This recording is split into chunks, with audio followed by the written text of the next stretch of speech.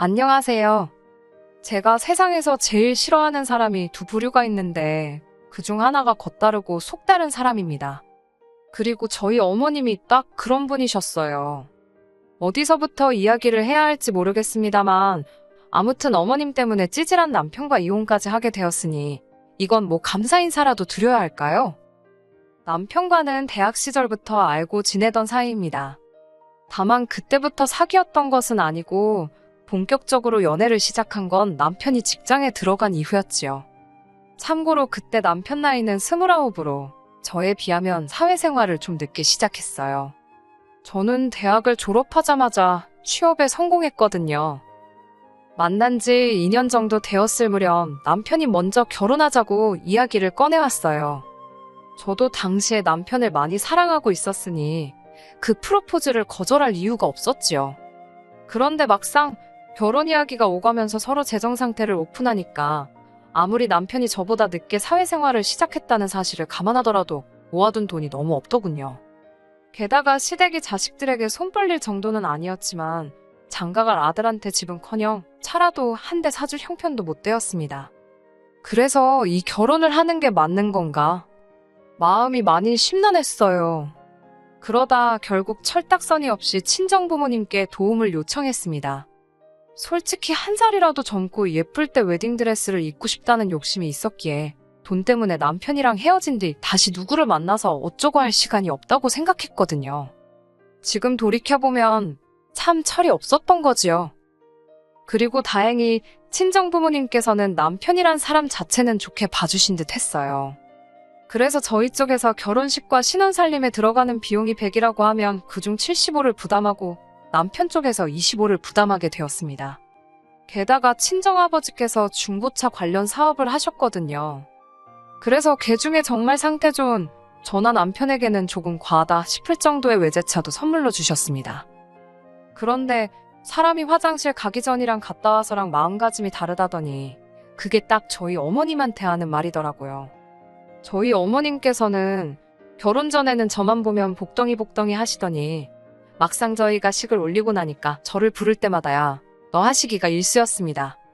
뿐만 아니라 어머님께서는 저와 모녀 사이처럼 지내고 싶다 하셨는데 말이 좋아 모녀 사이지 저를 대하시는 것과 신우를 대하시는 건 천지 차이였어요. 어머님이 저에게 기대하시는 딸 노릇이라 하면 어머님이 뭔가 필요하거나 갖고 싶을 때 그걸 사주는 말 그대로 물주의 역할이었달까요? 언젠가 한 번은 집에 있는 저를 갑자기 핸드폰 매장으로 불러내시더니 당신 핸드폰 기계를 바꿔달라 하신 적이 있습니다. 그것도 거의 200만 원에 육박하는 최신형 핸드폰으로요. 솔직히 전업주부이신 어머님께는 과하지 않나 싶대요. 그래서 제가 너무 비싸서 안 될 것 같다고 거절했어요. 그러자 어머님은 전해보니 너네 엄마는 이거 쓰던데 당신은 왜 못 쓰냐고 따지시대요. 저희 친정어머니야 친정아버지가 사주셨거나 아무튼 당신 재산으로 사셨을 텐데 말이에요. 하지만 차마 그렇게 말할 수는 없었으니 아무튼 결국에 안 사드리기는 했는데 이후로 한 2주 동안 얼마나 삐져 계시던지 잘못한 것도 없이 제가 정말 죄인 모드였다니까요. 게다가 또 한 번은 당신도 취미생활로 골프를 치고 싶으시다며 저더러 골프채 세트를 사달라고 하셨습니다. 아시겠지만 골프채 세트가 몇만 원 가지고 될 일이 아니잖아요. 그래서 어머님께 제가 중고시장을 한번 찾아보겠다 했어요. 말이 나와서 말이지만 친정부모님이 재산이 좀 있다고 해서 그게 제 돈은 아니잖아요. 저는 이미 결혼하면서 친정부모님으로부터 큰 도움을 받았던지라 친정부모님께 더는 손 벌리고 싶지 않았고요. 특히 시부모님께 뭘 해드리기 위해서 친정부모님의 재산을 끌어올 생각은 추호도 없었지요.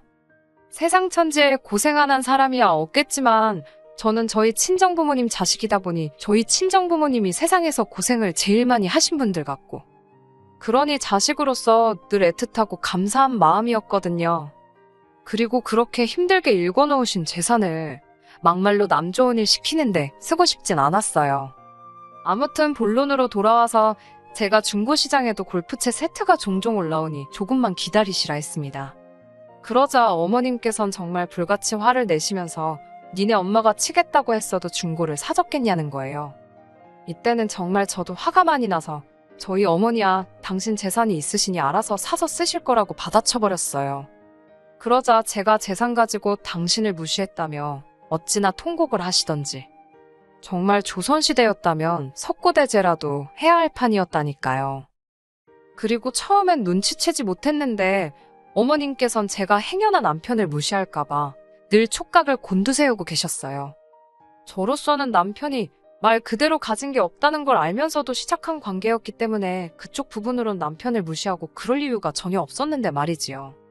하지만 어머님은 당신의 자격지심 때문인지, 제가 남편에게 얼마나 잘하고 있는지, 남편을 고생시키진 않는지 그런 부분들을 끊임없이 묻고 따지셨습니다. 그리고 그중 하나가 운전이었지요. 저는 수능을 마치자마자 친정어머니의 권유로 면허를 땄어요. 그리고는 아버지가 대학교 입학 선물로 소형차도 한 대 사주셨고요. 그리고 그때는 주변에 운전하는 친구들이 많이 없었기 때문에 어린 마음에 괜시리 으스대고 싶대요. 그래서 차를 운전하는 날이 많았어요. 하지만 운전이란 게 저만 정신을 똑바로 차린다고 사고를 피할 수 있는 건 아니더군요.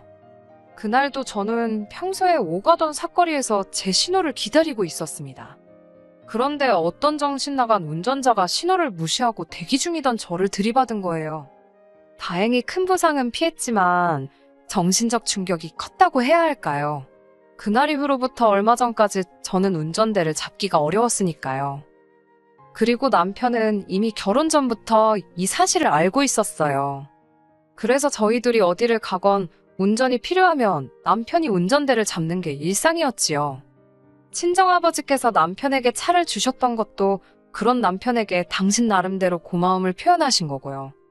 하지만 어머님께서는 저희 친정아버지가 차를 해주셨다는 사실은 온데간데 없이 잊으시고 그저 운전대를 잡은 당신 아들만 불쌍해 보였던 모양이에요.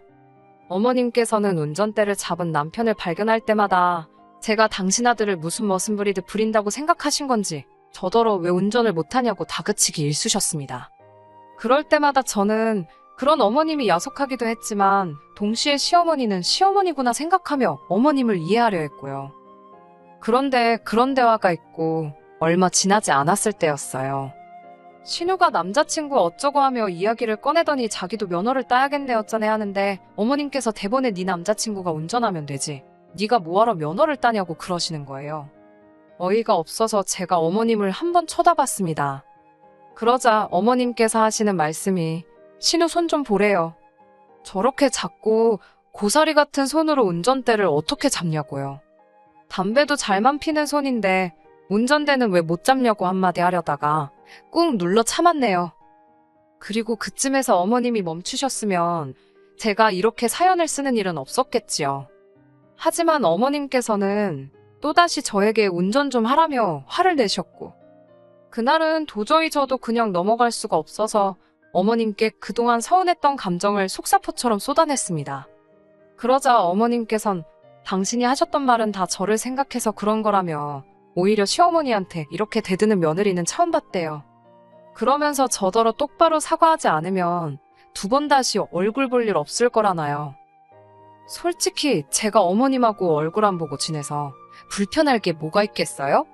그리고 무엇보다 저는 잘못한 게 없었으니 어머님께 사과드릴 생각이 없었습니다. 그래서 남편을 통해 어머님의 의중을 전해들은 이후로 한 번도 어머님께 먼저 연락드리지 않았네요. 그리고 그 시간이 한 달 가까이 길어지자 남편이 자기만 중간에서 죽어난다며 자리를 한번 만들 테니 어머님이랑 한번 이야기 좀 잘 해보라나요. 그렇게 어머님, 아버님, 남편 그리고 저까지 네 사람이 모이게 되었습니다. 어머님은 당연히 당신이 사과를 받을 자리라고 생각하고 나오신 게 틀림없었어요. 저를 도끼 눈을 뜨고 노려보시는데 완전 너 한번 뭐라고 떠드는지 두고 보자는 식이셨거든요. 하지만 저는 제 입장을 이야기하러 간 거지 사과를 드리러 간 자리가 아니었습니다. 그래서 어머님께 신우한테 하시는 말씀과 저한테 하시는 말씀이 왜 그리 다르신 거냐고 물었지요. 그러자 어머님께선 기껏 나와서는 또 저따위 소리나 한다면서 화를 내셨습니다. 아버님도 저더러 너도 적당히 하라면서 어른을 이겨먹어야겠냐고 소리를 지르셨고요. 그리고 그나마 믿었던 남편마저 시어머니한테 죄송하다 한마디 하면 어디 덧나냐며 제 편을 들어주지 않았어요. 정말이지 여기 내 편은 하나도 없구나 하는 생각에 눈물이 주르륵 나더라니까요. 결국 저는 친정부모님께 전화를 드렸고 그동안 겪었던 서러운 일들을 전부 다 이야기했어요. 어른답게 제 힘으로 해결하고 싶었지만 세 사람을 상대하려니 쉽지 않았고 생각나는 사람은 친정부모님밖에 없었거든요. 그리고 이튿날 오전 10시쯤 되니 친정부모님께서 저희 집 초인종을 누르셨습니다. 남편은 저희 친정부모님이 오시는 건 모르고 있었기에 특히 저희 친정아버지를 보고는 진땀을 빼대요. 친정아버지께서 남편을 앞에 앉혀두곤 왜 어머님이 그런 식으로 저를 대하시는지 대놓고 물으셨어요. 그러자 남편이 한다는 말이 어머님은 나쁜 뜻으로 그런 게 아니랍니다. 딸 같아서 그러신 거고 요새 여자라면 운전 정도는 하는 게 좋지 않겠냐 그런 뜻으로 이야기하신 건데 제가 너무 예민하게 받아들인 거라나요. 그리고 신우일은 동생이 아직 어리다 보니 어머님이 보호 차원으로 운전하지 말라고 하신 거고 나름대로 어쩌고저쩌고 변명은 해대는데 솔직히 말 같지도 않았어요. 저희 친정아버지도 그다지 귀담아 듣지 않으시는 눈치였고요. 그리고 그날 점심 급하게 시부모님과 저희 친정부모님 그리고 저희 부부까지 6명이 만나게 되었습니다. 저희 친정아버지 성격이 원래 쇳불도 당김에 빼랬다고 뭔가 하시겠다 생각하면 빨리빨리 처리해 나가시거든요. 아무튼 그렇게 식당에 도착하니 시부모님이 먼저 와 계시대요. 양가 부모님께서 짧게 인사를 나누셨고 저희 친정아버지가 먼저 자리를 공짜로 빌릴 순 없으니 주문을 하자 하셨습니다. 그렇게 각자 불고기 정식 하나씩 시키고 저희 친정아버지가 먼저 말문을 여시대요. 사부인께서 저희 딸아이를 그렇게 아껴주시고 생각하시느라 애정어린 잔소리를 하셨다 들었는데 맞냐고요. 그러자 어머님이 냅다 맞다고 그런 마음으로 한 거라고 하셨습니다. 그러자 친정아버지께서 다시 당신이 저를 좀 더 독립적으로 강하게 키웠어야 하는데 아무래도 하나뿐인 딸이다 보니 조금 오냐오냐해서 키운 부분이 있다나요. 하지만 사부인 이야기를 듣고 나니 정말 자식 교육을 잘못 시켰다 싶다며 이제라도 바로 잡으시겠다더니 저희더러 결혼할 때 보태줬던 돈하고 차를 다시 내놓으라 하시대요. 그러자 저희 남편이 바닥에 무릎을 꿇으면서 저희 친정아버지더러 죄송하다 하더군요. 하지만 친정아버지의 마음을 돌리기엔 고작 무릎 꿇는 걸로 소용이 없었지요.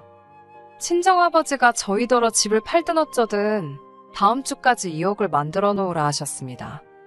그리고는 앞에 꿇어앉은 남편더러 차키도 지금 당장 내놓으라 하셨고요.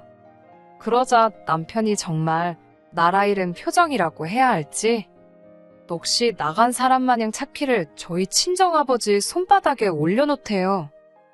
그제서야 어머님께선 상황이 단단히 잘못 돌아가고 있다고 느끼신 모양이었어요.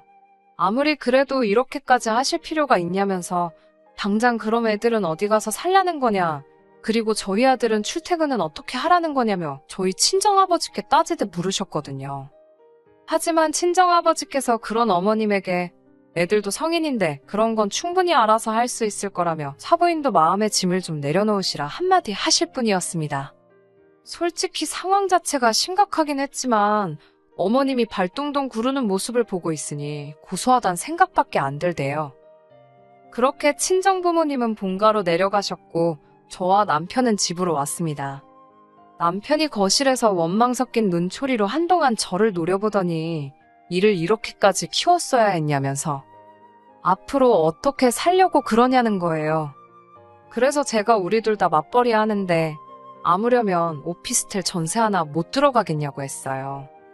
그리고는 돈은 얼마나 모았냐고 물어봤지요.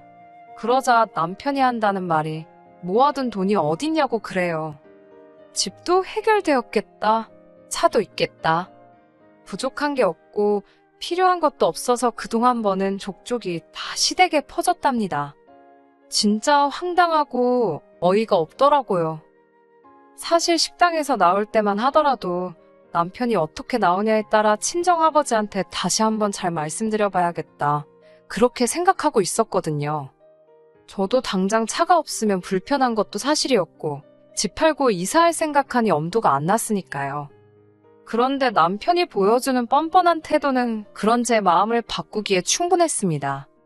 그래서 결국 고민 끝에 저는 남편과 이혼을 결심했어요. 남편에게 이혼 서류를 내밀던 날 남편은 어머님이 운전 좀 하라고 했다고 일을 이렇게까지 만드냐면서 저더러 한다는 소리가 네가 무슨 드라마 주인공인 줄 아냐입니다. 원래 며느리는 시어머니한테 싫은 소리도 좀 들을 수 있고 자기도 저희 아버지한테 무릎까지 꿇는 거 보지 않았냐면서 원래 다들 저희처럼 사는 건데 제가 너무 오바를 한다나요. 남편의 말이 완전히 틀렸다곤 생각하지 않아요. 하지만 그것도 같이 살고 싶은 마음이나 의지가 있을 때 이야기지요. 저는 오만정이 다 떨어져 버린 상황이라서 굳이 그렇게까지 버티고 싶지는 않더라고요. 그리고 지금 저는 남편과 이혼 소송 중입니다.